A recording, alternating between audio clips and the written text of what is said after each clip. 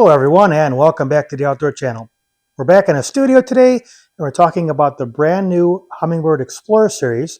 And the one that we have behind me here is actually the Xplore 12. So it's the big one out of the three. They make a 9, 10, and 12. This is replacing some of the Helix units and some of the Solix units. We're going to do a quick little test today, unboxing, show you some of the features. So stay tuned.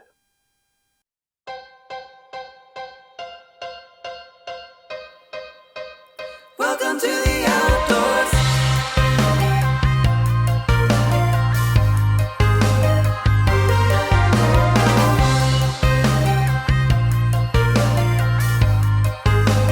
Welcome to the outdoors. All right, so on to the unboxing here. This is what you get.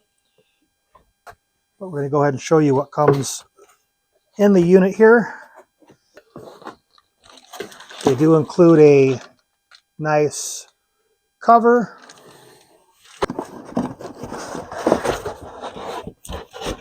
All right, this is what's inside here. A little more dunnage.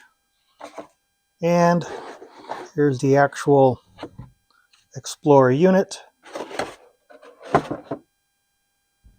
Has the usual protective plastics on here. Two card reader spots. Your button array will cover all that here in a little bit. On the back, provision for your gimbal mount if that's what you're going to use. Has what looks to be the Solix style plugs on here. So if you're coming from a Solix unit, some of this might be interchangeable. If you're coming from a Helix unit like me, you're going to have to rerun all your cabling. And in our other supplied box, we have a gimbal bracket here, or mount. We have what looks to be our transducer.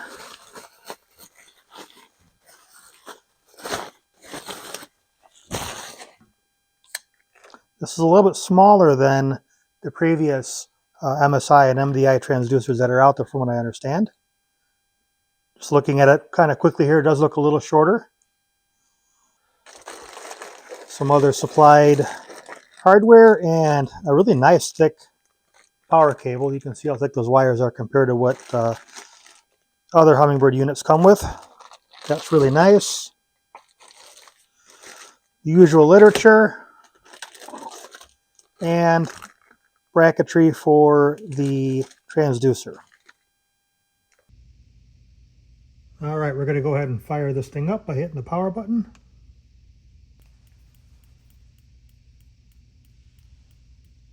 Once the unit fires up, should look something like this.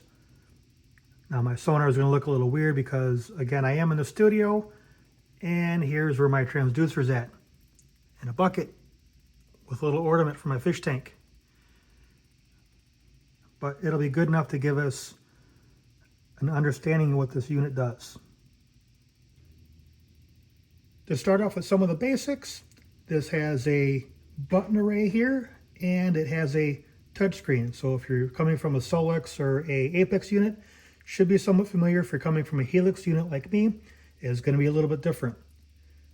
One of the first buttons we're going to go over is the power button here. Just going to tap it once, and just like most, if not all, the Humminbird units, you're going to get a real basic selection here. Things like your brightness, plus or minus. I do kind of wish you could use the keypad here to go plus or minus, but they make you use the buttons up here.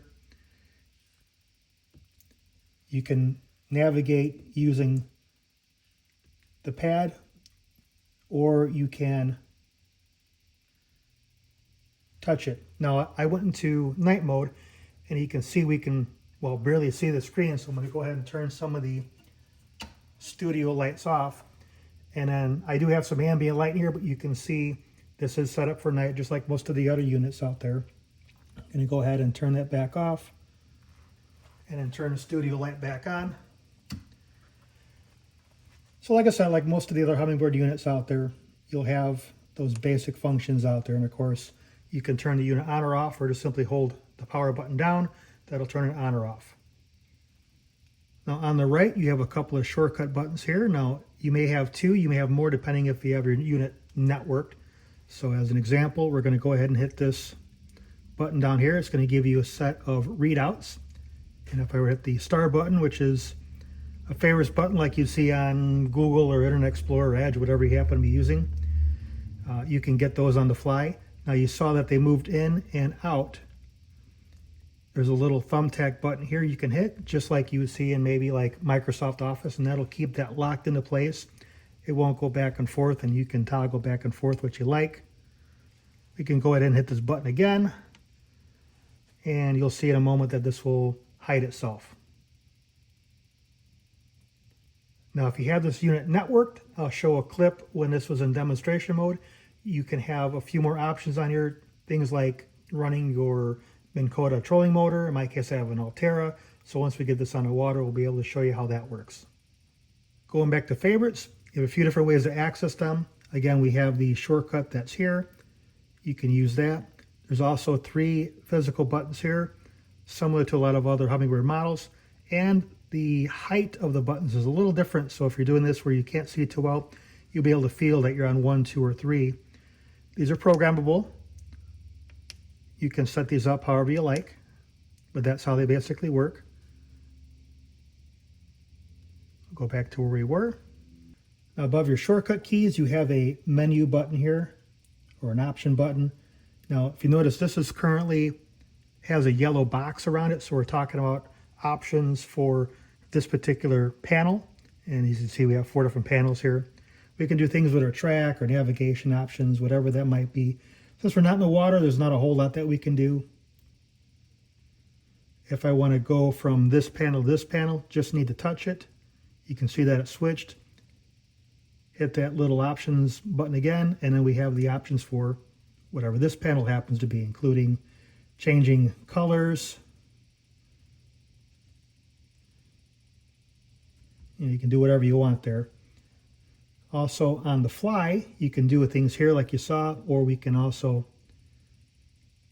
change up some of the sensitivity on the fly. In the other corner, we have a home button. Now there's a touchscreen button here. There's also a physical button here. Either one takes you to the same place. And you'll have a few different options once you get to your home button. The first one is back to our favorites. Now there's a couple of preloaded favorites that are on here. So we can go ahead and select any of these and it'll take us right there. We'll use this home button again. I'll use this home button this time. You can use either one. You also have the option to add a favorite. So if I want to go to position 6, put that there. There's some preloaded favorites that you can choose from. So if I want navigation, here's some preloaded navigation options. I like this one quite a bit. I can select that, and that is now favorite number 6. If I were to go into favorite number 6, you have this view. Going into the shortcuts, you can see favorite number 6 is there now. And you could also, again, program it to one of your 3 hard buttons.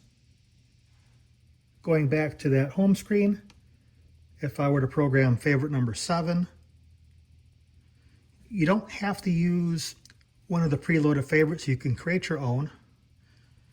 You can, if you want a dual panel like you see here, you can tell it where you want that partition to be, or you can choose one of these box arrangements here on the side. So I'm just going to pick this one, and see how this box is highlighted yellow. I'm going to go ahead and put a down imaging. Now this box is highlighted yellow. I'm going to go ahead and put side imaging, and then this box is highlighted yellow. I'm going to go ahead and put my navigation on there. Once you have that, just hit the save button or cancel. And now number 7 is that favorite. If I were to go back, this was favorite number 6 that we did a moment ago. If I hit this button here, you notice it only goes through 1 through 6, but if I hit the little ellipses button here, now you can see 7, and you can toggle back and forth and select whatever you like. Going back to the home button, again, you can use either one. We were on favorites. If I were to go to views, it takes us back to a screen that looks like this. It's just an extension of your favorites. You basically can choose any view that you want without it being a favorite. You can just say, hey, I want this one, and it's going to take you right there. Going to home screen again. We were on views. Now we're going to go here. This gives you a whole other set of options that you can do, from lining up your fuel. If you don't have like Vessel View or Vessel View Mobile, you can calculate how much fuel you're consuming when you top off, things like that. We'll go ahead and hit that. It'll look like this. Now, we're not in the boat right now, but you guys kind of get the idea what this is. And anywhere on here, you also have a settings button. That'll give you more advanced options. Everything from if I want metric or imperial, if I want, it could be for temperature, it could be for depth, it could be for speed, whatever that might be for you. Exiting out of this, and let's go ahead and focus on navigation for a moment. I'm going to go ahead and zoom out a little bit. Now this has Lake Master Maps built into it, but what I've learned very, very quickly is for my local couple of lakes here, Lake Mary and Lake Elizabeth, as you can see, there's nothing there. Let me go ahead and zoom out a little bit more. Now I'm nearby Lake Michigan, so I'm going to go ahead and just kind of cursor over randomly over here and zoom in. One thing I like is when you zoom in and zoom out, it will zoom in and zoom out to wherever your cursor is at. So I'm going to move that back over a little bit. And notice when I zoom in again, it recenters. That's actually quite nice. So I do have some Lake Michigan depths, but it is pretty basic. Let me zoom out quite a bit of ways here. Now I do spend a lot of time up on the Canadian border, either Lake of the Woods or Rainy Lake, and it looks like I've got Rainy Lake here. So let me go ahead and zoom in a bit of this. And I'm going to go down here to a bay called Jackfish Bay.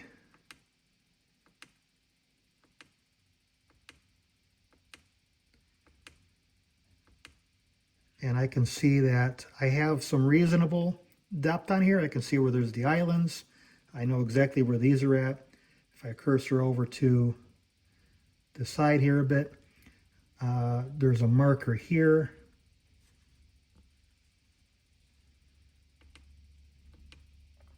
It looks like it has some of that information, but it's a pretty basic view of what this bay and Rainy Lake looks like. Now, if I were to take my Lake Master Minnesota chip on here, and this is the VX currently, so I think this is the latest or close to the latest out there, and I put this in, I believe I'm going to get quite a bit more detail. So I'm going to go ahead and do that real quick. Pop that off. Take this out.